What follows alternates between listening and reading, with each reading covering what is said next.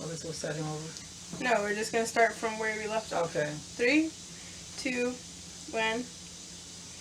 Hi everyone, my name is Nyasha Franklin. This is my mom.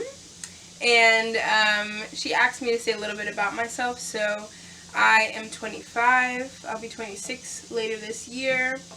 I am a person who is very interested in culture and traveling to seek out cultural experiences. I identify as a dancer, as someone who loves to make and learn music, and someone who is currently on a black sabbatical. So I graduated from college in 2019. I went to a women's college in Massachusetts, and I graduated in 2019. I worked for about 3 years, saved up, and I'm currently enjoying a year of taking a sabbatical from work, an early career sabbatical. I have a question. What was your major in college? So in college, I majored in anthropology and Africana studies. So anthropology is the study of people, but I did a focus on cultural anthropology and Africana studies. Okay, great. So Pause for a second. You need to speak up a little. You're talking quieter. Oh, okay. I didn't say anything at all. No, but whatever Okay. you just asked me is also quiet. Okay, so thanks for making some time to speak with me today. I have a list of questions because, it's my first official interview and I don't want to miss any important detail. So you purchased a one-way ticket to Colombia from New York in July and you have just returned in mid-January. You spent 6 months there. Why did you choose to go to Colombia?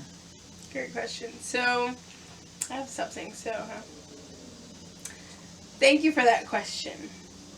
I decided to go to Colombia because I had planned to take myself to Colombia for my birthday last year. And I didn't know if I was going to quit my job yet, if I was just going to take vacation, request vacation time, and go for 2 weeks and then come back.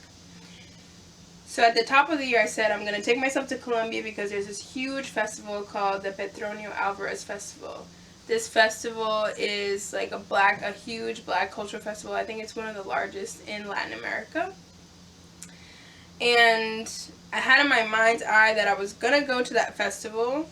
And then in April, I found out about an opportunity to go list. Yes. I was in Santa Marta, Cartagena / San Jose de Palenque. I got to visit Quibdó in Chocó, which is the most Afro-descendant department or state of Colombia, Chocó, and Quibdó is the capital. I got to visit Huanchaco, which is on the coast near Buenaventura, which is the largest port of Colombia, or the most important port of Colombia, Buenaventura. I also got to visit a town called Timbuktu, and I also went to oh man, I can't remember the name of the town. It's a town where, if you ever watched that movie, the Colombian movie, oh gosh, what is it called? The movie, it's not Coco, it's the other one, Enchanted, Encanto. Yeah. It's like the place, that the landscape that Encanto is based off of, in the Valle de Cocora. I got to go there. Oh, wow, awesome. So which one of these places you felt was like most interesting? I think the top 2 interesting places were,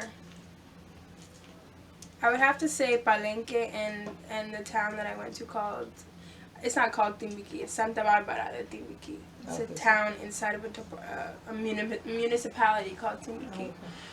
I think those places, they felt the most like isolated in interesting ways, and they had really interesting culture to go behind it. I think I loved Quibdó, but it was like very city-like, and it rained a lot. I think I just and I wasn't there for very long. I was only there for 3 days, but Palenque was really interesting, and Timbuktu was probably it was really fun and really interesting when I went to visit. So Timbuktu, it sounds so far away. How did you get there? Like how far is it or close to the town? So Colombia is a big place like this, right? It has a north part, a south part. It has Atlantic coast and a Pacific coast. So in the Pacific coast, or in the Pacific region, there's a mountain range that separates the coast from the like inland part. Right. So I was living in Cali, which is behind the mountains in a valley, and so you'd have to take like a 2.5 hour bus ride or car ride to the actual coast, to the port, Right. called Buenaventura. And then from Buenaventura, you have to take a 3-hour boat ride into the Pacific Ocean, and then come back in to like the rivers that enter from the ocean. Wow, a 3-hour boat ride. Yeah, to get to Timbuktu. Were you like nervous? You know, I was nervous mostly because I get seasick. Yeah. You know, and it's 3 hours. It's not like it's 1 hour. You can just, you know, hold on and then it's over. But it's like 3-hour boat ride. Wow. So luckily, one of my friends, she suggested a motion sickness pill that I could buy over the counter. So I took 2 of them to get ready for the trip, like 20 minutes before I got on the boat, and I did it there and back. So what kind of people were on the boat? Were all black people going to that town, or there was a mix? I think everybody was black. There was one lady who wasn't black. Oh, wow. But everybody else was black. It was like people who were visiting, because I went during December, right before Christmas time. So everybody was either going home for Christmas or going home for the week and then going back to work. But there were people who were going back to their hometown. Okay. Have you noticed that Colombians were able to maintain any of their African culture? Yes. I think that Colombians have been able to maintain a lot of the culture that they came with. Oh, okay. Because I would even say that, like, even if it changed a little bit, because if somebody needs to have the argument that we're all African, so whatever we create, right, is like an African cultural expression, because we're still Africans. But I think that they have maintained a lot of things that they brought with them from the colonial era. So, in the Atlantic coast, they have a dance called Mapale, which is like a very high energy, fast paced dance that comes from the like southern Congo, northern Angola, like Kikongo area, or like cultural area. And then in Palenque also they have a lot of like rituals and like funerary practices that are very not European, you know what I mean? That they have preserved. I don't know exactly what areas of the continent they might come from, because people of course came from all these different places, but it seems like there's a lot of influence from that region of the world that's like where Angola is, but in the northern part of Angola where it touches the Congo. On the Pacific coast, I mean, musically they've preserved a lot of instruments, and I'm not sure if they play the instruments the same way that their ancestors would have played them when they first arrived, but they have a very African way, sensibility of playing the instruments, and the dances, I'm not sure, right? Because I feel like the dances, they're very skirt heavy, so it feels kind of Western, but I mean, the music is like very Afrocentric. The way they do even like singing after somebody passes away. Yeah, because you did attend a funeral. I did get to attend a funeral. I did get to attend a funeral, and some of the songs, they sounded like spirituals, really. And it felt like you know, like how you go to an African funeral and they have people that they get paid to like cry and like mourn the person. Like I went to this funeral, and I mean, it wasn't a funeral, it was like a wake or something. It was like the thing where you have the body in the room and everybody's sitting.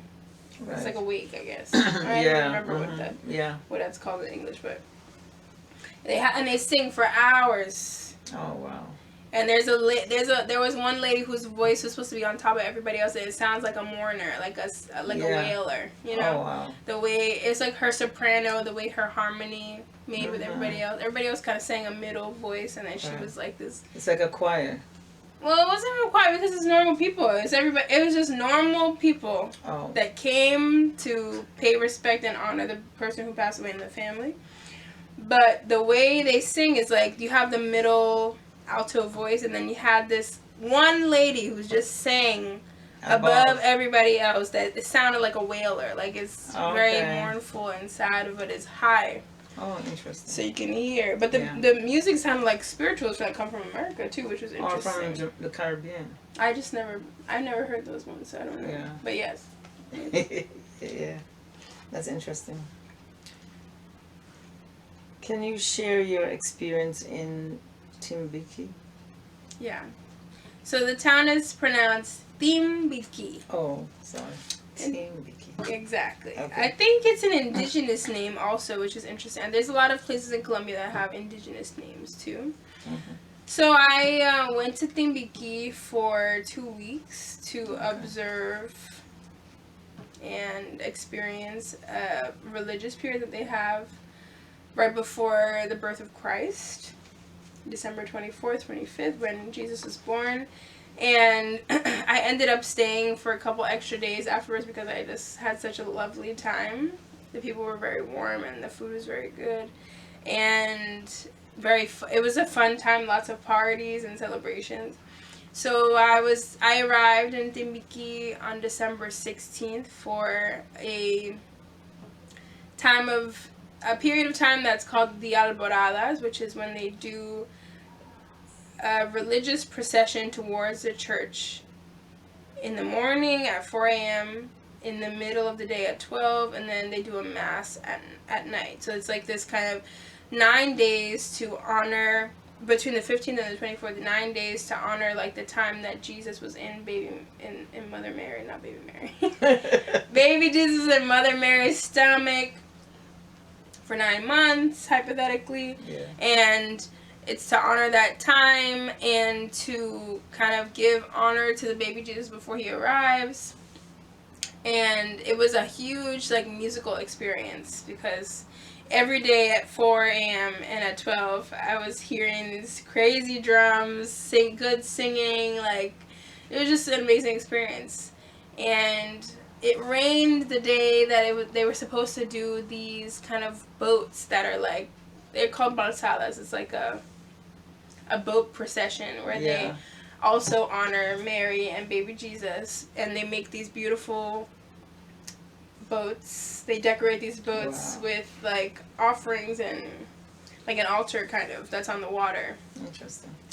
And it was just like a really beautiful procession. I think the most interesting thing to me was that the songs were spirituals. Like it's not gospel, right? Like it's not like a normal, like I feel like gospel is like an evolution from spirituals to gospel. Sounds like more instruments, more not musicality, more instruments, more like Western music, but just they made it their own. Mm-hmm. But spirituals is like the first form, a cappella, or even if it's not only a cappella, if there's hand clapping in it, the tonality feels different. It felt like, it's somewhere between spirituals and gospels. As someone who was raised in America, that's my only reference. And the music, the way they talk about Mary and Jesus, they talk about Mary being in the water because they're like a water-based people. They live along a river, and then they have the sea that's also near them. So they talk about Mary floating in on the water, being in the river, being in the ocean, and there's a lot of like localized interpretations of Mary, like being one of them, kind of thing, which is interesting to me. Very interesting. Yeah, and I also find it interesting that a lot of them are Catholics. Mm-hmm. Yeah, they are Catholics. Yeah. But some of them say they don't really practice it. Mm-hmm. It's like a culture. Yeah, because they're like culturally Catholic. Yeah. Yeah, right. Like just like how most people in America are like culturally Christian because our country is founded by Christian people. Yeah. And there's a lot of churches. There's only one Catholic church that I saw. I think there was also an evangelical situation, but I don't know if they had a church, but the Catholic Church is the main church there. Mm-hmm. And even if you're not like a hard practicing Catholic, like you still participate in this religious experience because it's the cultural part of it. That's like every December we wake up and we sing for Jesus in the morning, in the middle of the day, and the music changes. There's certain music genre that's for the first few days, and then the latter 3 days when Jesus is about to be born, the music gets more intense and aggressive and sounds different. So it's also like a cultural experience for the people that are from that town, even if they're not heavy Catholics. Oh, that's very interesting. Mm-hmm. So how did you learn how those people got to that place? Because I mean, you had to take a bus for 2 hours, then a boat for 3 hours. It seemed like that's a lot of effort to get there. Did they discuss how they got there? Yeah, so I met a lovely professor named Profe Mauro, if you ever watched this, Profe. And he explained to me that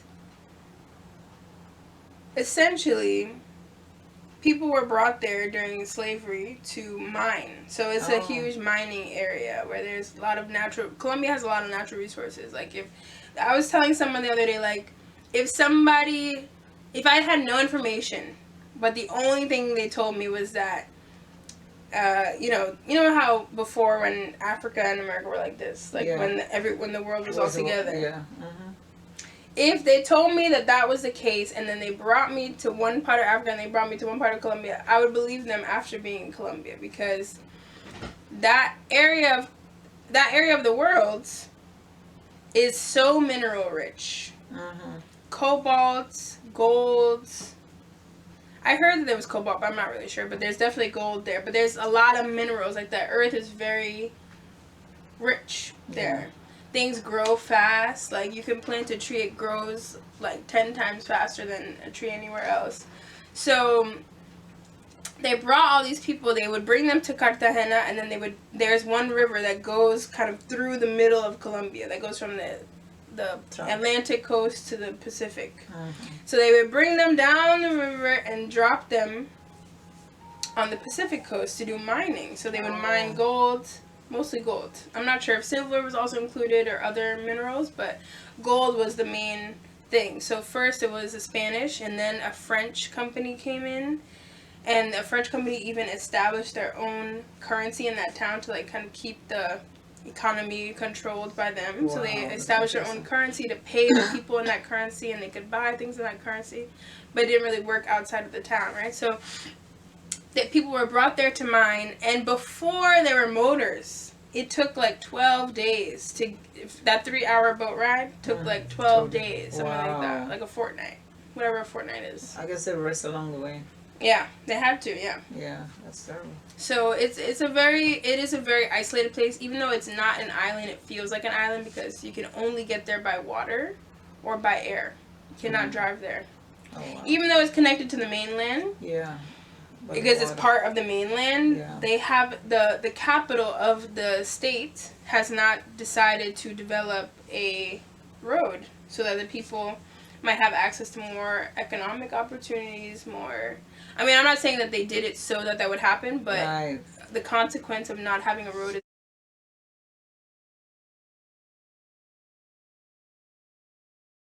So I would love to go back to Colombia. I am planning, God and universe willing, to go back in April.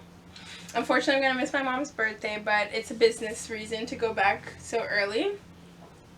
And I would like to continue to spend time there. I am developing a business in cultural tourism that encourages people to travel in a alternative way, which is a slower, more intentional way. And I would like my first trips to be held in Colombia. So I'll be going back so I can continue living there and also kind of develop this business idea. Okay. So why do you think more black people should visit Colombia? That's a great question.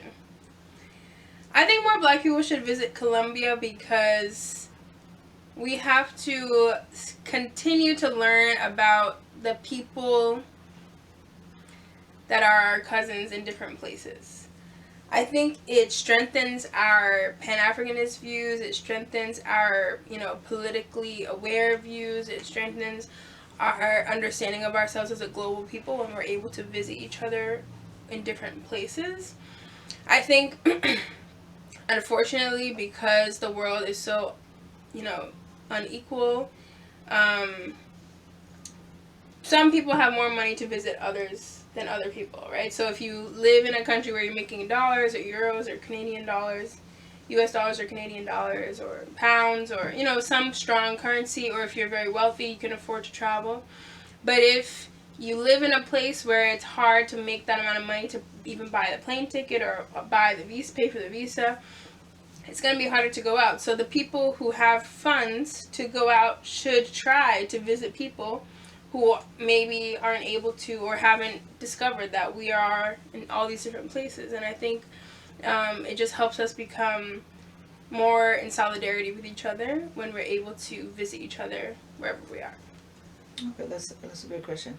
But I just want to ask you a follow-up question. Mm-hmm. How have you become so Afrocentric, loving your roots? How do you think the experiences that you've had bring you to this point?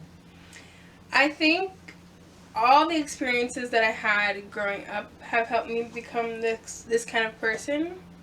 I feel like my mom, she used to be confused, like, why I want to study anthropology, like, why don't I study something like law or politics or something like that. But she was the one who, all of my childhood, she would play me these CDs from Sweet Honey and the Rock, and they're like a folk group. They sing traditional music from the United States, African American music, and she'd play the CD all the time. I loved to listen to the CD all the time. That's how I became interested in learning about spirituals, and my first big project in school was about Negro spirituals in high school.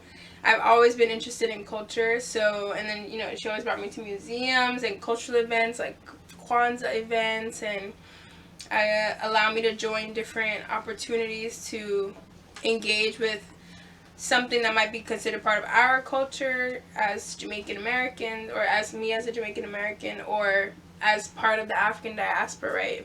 Integrating with other cultures from the African diaspora. And it just, for me, is something I learned to like. I don't know. I think, you could raise a child the same way, and that child decides that they like that stuff, but they also want to be a doctor or something, you know what I mean? But I was raised that way, and I have liked with a passion cultural activities for a long time. So, yeah. Yeah, I think it's interesting you say that because, it goes to show how when you have a young child, a variety of experiences are critical to them. Because I remember one time we went to see Sankofa, that play about the guy in Nigeria that is it Sankofa? I don't know. It's about the guy in Nigeria, the artist who changed his village around. No. Fella. I think the play was Fella. But it wasn't about a village. No, I said it was about Nigerian artist. Fella, the one that Natalie took us to. Yeah. Yeah. I remember that.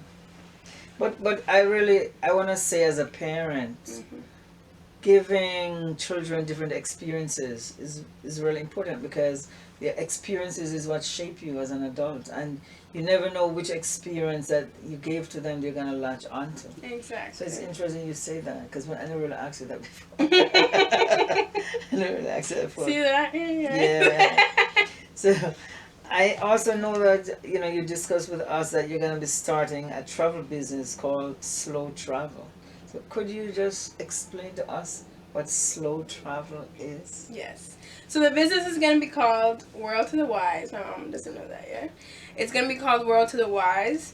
There's a saying, or is this some sort of saying that's like a word to the wise, right? Yeah. And that saying is like, it's giving you a piece of information to add to your wisdom. Like, a word to the wise, they usually give you advice or they give you a warning, right? So some sort of information that's going to add to the knowledge bank that you already have. So World to the Wise is offering the information from the world to the people who are already wise, right? We're already people who have wisdom. We can exchange wisdom with each other and learn from each other. So we're all very capable of sharing wisdom with each other, but also we can use the world to be our classroom and ability to learn. So World to the Wise has a focus on slow travel. Slow travel has an emphasis on travel being more impactful and meaningful to the visitor and to the people who are being visited, the community that's being visited. It has a focus on learning more about culture, food, history, heritage, music, usually, things that make you feel like you're actually getting in touch with the culture, not just going to take pictures and visit monuments, but really trying to make a connection with the location and the people that you're visiting. Oh, so what inspired you to focus on slow travel? That's a great question. I think I've had a lot of experiences where I got to travel in a slow way. And I didn't know until I decided to look it up and be interested in this term, slow travel. But my mom was able to put me in several programs as a young person where we traveled for a mission. You know, you didn't go. I feel like me and my mom, we traveled when she would take me places. We would go to visit churches or interesting places, but it wasn't a deep experience where we like were with one family for a week or something like that's intense like that, right? So she gave me the travel bug, and then when I was older and I was a teenager and I got to join different programs, we would travel for a very specific mission. So one trip I took with my school, we went to Nicaragua. Our school does a study basically for 6 weeks where you have to study a place and really understand that place, and then you pick a topic that you really want to dive into, and then you research. You go on the trip and it's just that thing that you research, and then you come back and you present on it and you tell everybody what you learned. So I got to do that many times, and the first time we did it internationally was in Nicaragua, and I was part of a music and dance group, and we just studied music and dance that whole week. And then another experience I had where I got to go to Indonesia, and we just did music and dance for like a month almost, right? It was like almost a month. And then we got to go to Japan, and we were just doing community service and just doing specific activities that they listed out for us to try to connect with the community. So I had those experiences as a high school student, and those have shaped the way I enjoy traveling. So I think I have the opportunity to travel in other ways, but anytime I go anywhere, even when I was in Spain, like I went to Spain to visit a friend. When I left my friend and I went to go visit Madrid, I just went to one neighborhood and I didn't leave the neighborhood. I just stayed in that neighborhood. I went to the same restaurant every day. The people get to know my face in 5 days. But you go to the same place every day. People greet you. You meet people, and you feel like you're actually like settling in and making connections in a community instead of just going to the museum or just taking pictures in front of different monuments, but trying to learn things too. So what about Cuba? You were and Cuba as well, it's true. Yeah. You stayed in Cuba for a long time, right? Yeah. 6 months. 6 months, yeah. Yeah, okay. Is there anything else that I didn't ask you want to maybe share? That's a great question. I think if I could share anything, it would be that we should learn about each other as Black people, as people of the African diaspora. I think there's so much to learn from the different practices that we have maintained in different places of the world, and there's so much kind of like ancient or indigenous or like old knowledge that would be useful to have now. And so if you have access to it for your own culture, you should look into it. If you have access to some other neighboring culture, a sister culture, right? Like say, I don't know, my mom was my mom and she was from Trinidad, and I didn't have parents that taught me about things, but she takes me in and she allows me to learn about her culture just to feel rooted, because I feel like learning about ourselves and our cultures helps us feel more grounded and more rooted, like we belong to something that's more important than us, and it gives us energy to contribute things to the world that the world needs or that our community needs. We all have different gifts and talents that we could be lending to each other to help our communities move forward, whether it's the one you're born in or one that you join. And so I think like learning about each other and feeling like and learning about yourself to help you kind of fortify your feeling of sense of self is important. Oh, that's an excellent point.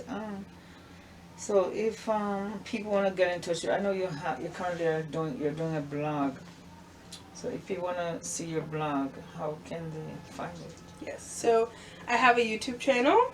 That's awesome. It's called World to the Wise, where I've been documenting my career break, my Black sabbatical, a sabbatical where I'm delving into Black worlds. And I'm also on Instagram at whyze.nye, whyze, WHYZE .ny. And I have a mini site as well. I'll be adding a tab on the mini site for like questions and like if someone would like consultation and things like that. But you can shoot me an email through any of those spaces or DM. Yeah. And how do you spell word? Is it regular W-O-R-D? World. Oh, world to the Y's. Yes. So is it? WORLD. And then sometimes stylistically I write it with a 2, the number 2. THEWHYZE. So instead of wise like wisdom, it's both wisdom and the act of gaining wisdom, which is asking why about things. Okay, see, I'm glad I asked. Yes. So Nyasha, I really wanna. That ends my question, and I really wanna thank you for spending this time. And as a mom, I'm very proud of you that you can actually be in the world by yourself and take care of yourself, and you know how to interact and socialize. So again, I want to thank you, and I think you're going to be off on another trip soon. So where are you heading next? Next, I'll be going to Banjul in the Gambia. Okay. And spending 2 months there. Okay, great. So I'll be looking forward to your videos and blogs on the Gambia. And again, thank you. And I'm wishing you all the best for your new travel business. Thank you so much. And thank you for having me on your platform. Okay. Thank you. Thanks. Okay. And please remember to share, subscribe, and like. And leave a comment. Leave a comment. And remember, 60 is the new 40. So take a new adventure today. Thanks. Bye. Hi. You have just returned in mid-January. You spent 6 months there. Why did you choose to go to Colombia? Thank you for that question. Great question.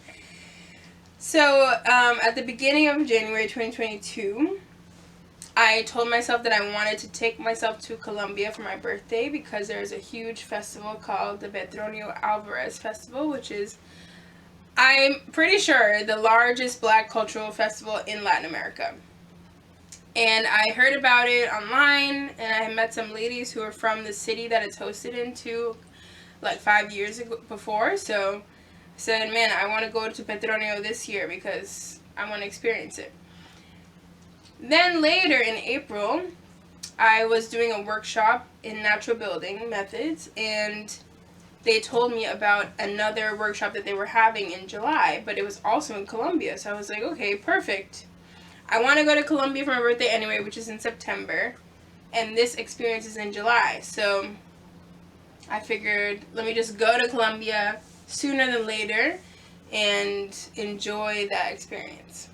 So let me ask you this: do they have like a lot of black people in Colombia, or how is it with the black people? Do they have? So you want to ask about the natural building thing first? No, but I'm gonna ask about that too. But but ask about that first because that's chronological.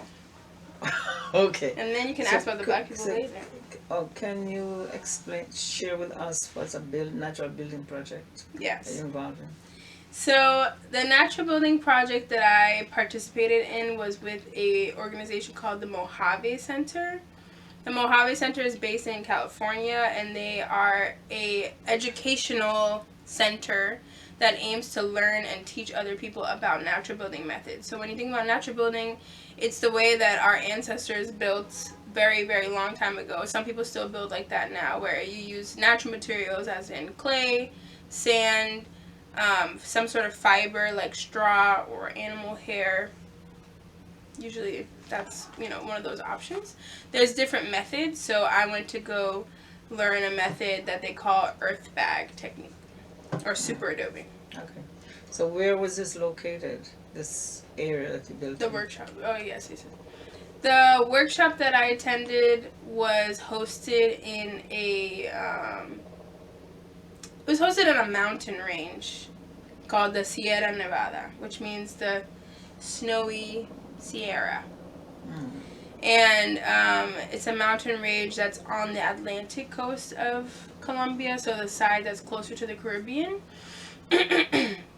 And when you fly into a town called Santa Marta, but the workshop was kind of like inland and up a mountain, like an hour away from the town where you fly into. Okay. So did you drive up the mountain? How did you get up the mountain? To get up the mountain, we had to take a car or like a bus. You could take a car or a bus. We took a little bus to one town, so from the downtown of Santa Marta into Bonda. And then you had to take from Bonda a motorcycle up the mountain for like 35 minutes. And then we had to walk because the motorcycle can only go but so far. Oh, wow, that's... With all our luggage. That sounds very exciting. Oh, yeah, I was asking about black African people, black people. Are there a lot of them in Colombia? Yes. So Colombia has the third largest black population in the Americas. So Wow. number 1 is the United States, number 2 is Brazil, and number 3 is Colombia. Oh, wow. That's interesting. Mm-hmm. Because, recently I met someone and they were like, do they actually have black people in Colombia? Some people don't know that. Okay. That's true.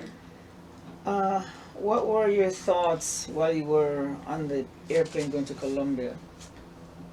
That's an interesting question. I think I wasn't really nervous about going to Colombia.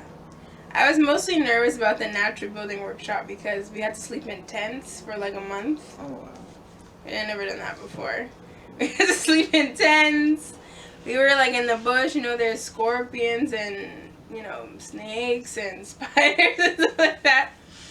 So I think I was mostly nervous about also being able to keep up with the work. I had been working online for 8 months prior to doing that workshop, so I was always sitting at the computer like this for 8 or more hours a day, so I wasn't as active as I had been in other moments of my life, so I was kind of nervous to be like doing hard physical labor every day for a month, and would I be able to keep up?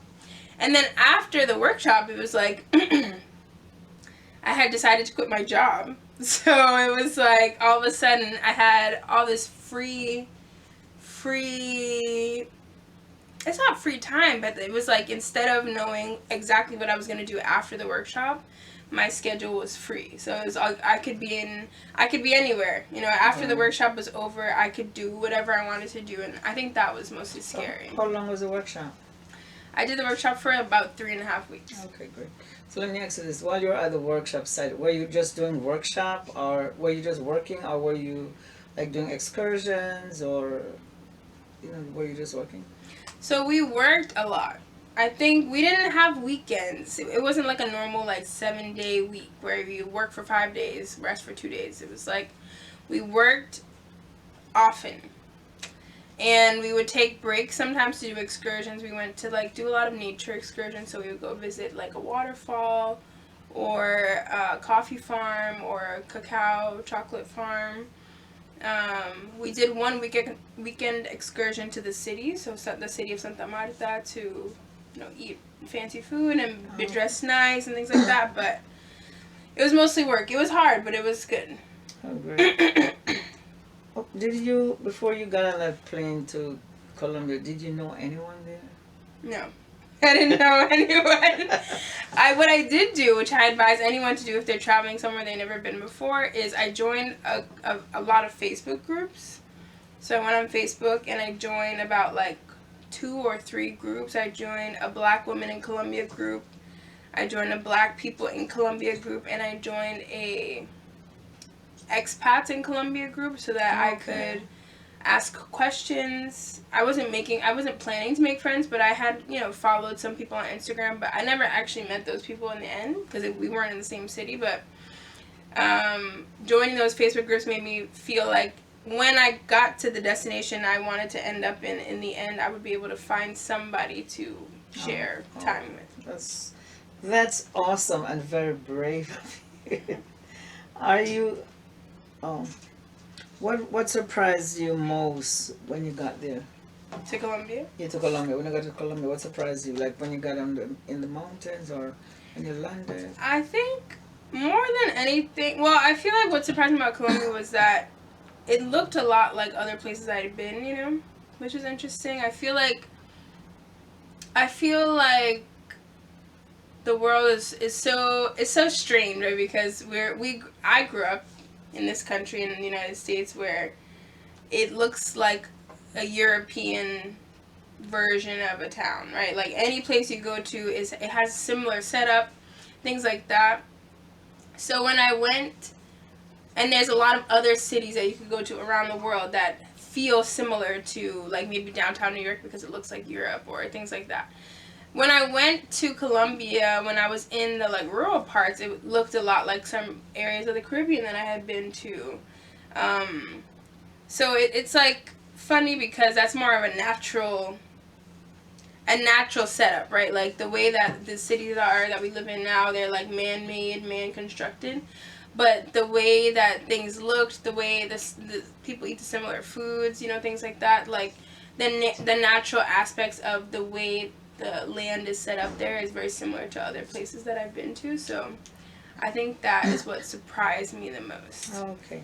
So how was in your intro you mentioned music, that you love music and you love dancing. How was the music? The music was amazing. I think what's really interesting about Colombia is that it's a really large country, actually. So there's like many different cultures. It feels like the U.S., like how the South has its own culture, the Midwest, the West Coast, the Northeast. So the music culture of Colombia is like very, very, very diverse. And aside from urban music like reggaeton, there were so many interesting different genres of music, especially like Afro Diasporic music. They have on the Atlantic coast bullerengue, which is kind of like a slow sounding but heavy drum oriented beat rhythm that relies a lot on voice. That's really beautiful. They also have cumbia, which has been, I won't say appropriated, but it has been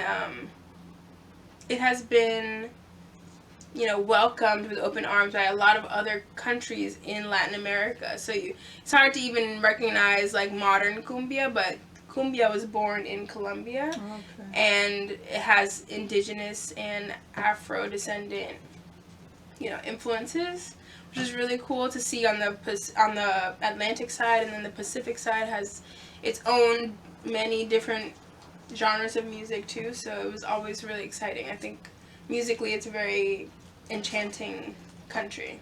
Okay. Let's pause for a second. Let's pause the thing. I'm gonna pause. I was just starting it over so it doesn't run out. Oh, okay. In 20 minutes. Oh, how was the food? No, don't say it like that. Oh. Did you enjoy the food in Colombia? That's a great question. The food was mixed. I think I liked the food where the black people were cooking. I'm just saying. Exactly. We had a lot of food from people that it was okay, but when we went to certain areas where there's a lot of black people, the food tastes different. So me and my friend Ellie, we went to San Basilio de Palenque, which is one of the first African free communities in the world, or in the Western Hemisphere, you could say. The food was really good there. It's a maroon community that still is existing today, and the food was really good. They would cook fried fish, and they would then cook it again in a stew, so it takes on more flavors. And then they make coconut rice. It's not rice and peas. It feels more sweet. There's no beans. There's no peas in it, but it's coconut based cooking of the rice, which is very popular over there. That food was really good there. We went to a market in Cartagena that's really known for lunch, and we went to a stall with these black ladies in it, and the food was amazing. When I was on the Pacific coast, when I was in the smaller towns, the food was really, really good too. So I think anywhere black people were cooking, I was usually very happy with the food. So would you say black people are the best cooks around the world? A lot of places. I would say that in the places where there are black people, usually the black people cook the best. Yeah. I'll say that. Yeah. So what were some similarities with the African diaspora that you notice when when you're in Colombia? Did you? Yeah, I think. Wait, can you go back? Did you ask about the other place that I lived in? Cali? Where is it on this? Cali's at the back. No. Tell me about Cali. What question are you on? Oh, I'm on Christine. What are some of the similarities with the African diaspora, and what did you notice? We talked about food. So you should talk about Cali first, and then go to that. Okay. So could you share a little about Cali because you stayed there So- for a while? Say it like this.